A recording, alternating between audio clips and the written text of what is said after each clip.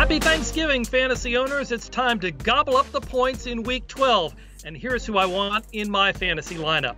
At quarterback, yes, the Tampa Bay Buccaneers have switched quarterbacks again, but one thing that they do, no matter who's under center, is throw the football. Jameis Winston will throw it a lot, and the San Francisco 49ers defense has only intercepted 2 passes the entire season.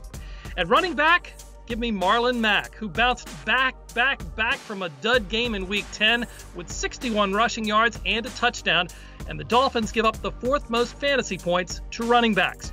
At wide receiver, Sterling Shepard goes up against an Eagles secondary that was just destroyed last week by the Saints.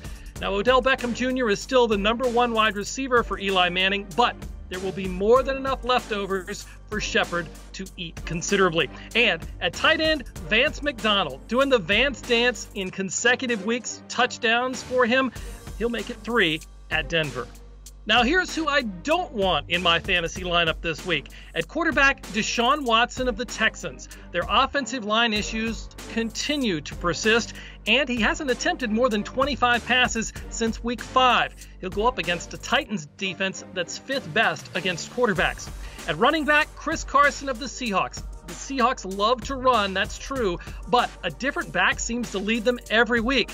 And this week, they travel to Carolina. The Panthers are averaging under 100 yards rushing allowed per game. At wide receiver, Larry Fitzgerald coming off a 2-touchdown game, but they were his only 2 receptions of the entire contest. The Chargers have cornerbacks that can contain Fitz. And at tight end, Kyle Rudolph of the Vikings. He's had 2 receptions in back-to-back games, and the Vikings will use him to block more frequently against Green Bay's 26th ranked run defense.